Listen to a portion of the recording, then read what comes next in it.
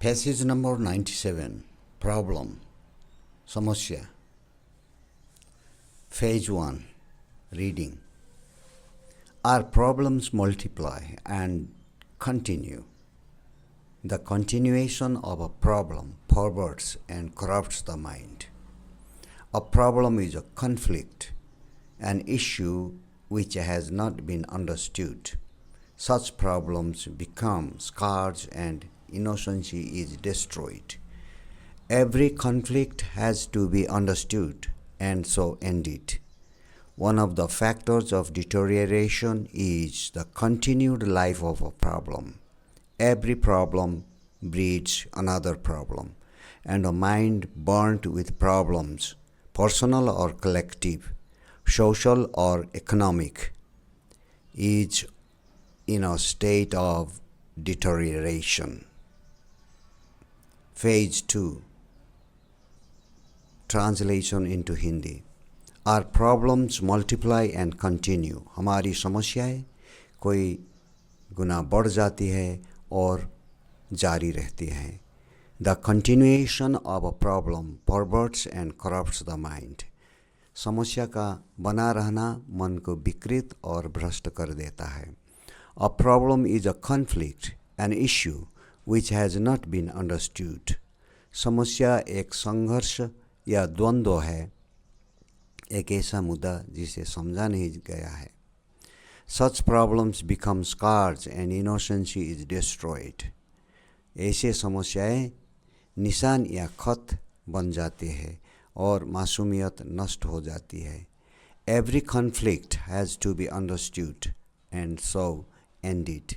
प्रत्येक संघर्ष या द्वंद्व को समझना होगा और इस तरह समाप्त करना होगा. One of the factors of deterioration is the continued life of a problem. बिगड़ने के कारकों में से एक समस्या का निरंतर जीवन है. Every problem breeds another problem. हर समस्या दूसरी समस्या को जन्म देती है. And a mind burnt with problems, personal or collective, social or economic, is in a state of deterioration. और व्यक्तिगत या सामूहिक, सामाजिक या आर्थिक समस्याओं से झुलसा हुआ मन पतन अर्थात डिटोरिएशन की स्थिति में होता है. Phase 3. Comprehension. How does the text describe the effect of the continuation of a problem on the mind? पाठ किस समस्या के जारी रहने से मन पर पड़ने वाले प्रभाव का वर्णन कैसे करता है? The continuation of a problem is said to corrupt and pervert the mind, destroying innocency.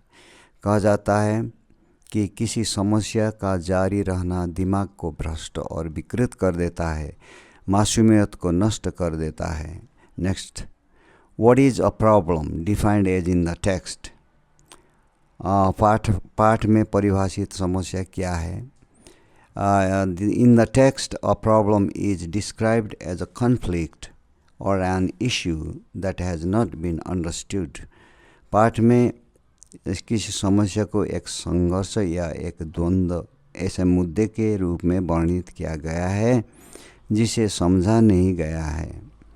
What is the consequence of not understanding and addressing problems? समस्याओं को न समझने और इनका समाधान न करने का परिणाम क्या होता है?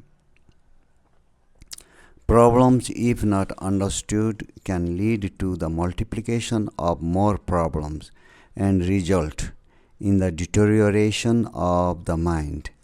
यदि समस्याओं को नहीं समझा गया तो और अधिक समस्याएं बढ़ सकती हैं और परिणाम स्वरूप मन खराब हो सकता है. What does the text suggest about the relationship between problems? पाठ समस्याओं के बीच संबंध के बारे में क्या सुझाव देता है? The text suggests that every problem can breed another problem, contributing to a mind burdened with personal, social or economic issues. पाठ सुझाव देता है कि प्रत्येक समस्या एक और समस्या को जन्म दे सकते हैं जो व्यक्तिगत, सामाजिक या आर्थिक मुद्दों के बोझ तले दबे दिमाग में योगदान कर सकती हैं.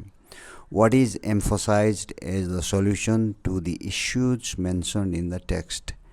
पाठ में उल्लेखित मुद्दों के समाधान के रूप में किस पर जोर दिया गया है? The text emphasizes the importance of understanding and resolving conflicts and problems as a means to prevent mental deterioration. पाठ मानसिक गिरावट को रोकने के साधन के रूप में संघर्ष और समस्याओं को समझने और हल करने के महत्व पर जोर देता है. Okay, thank you very much for watching. Now, if you have any more questions about problem, please put them down in the comment section for further discussions. Okay, thank you very much.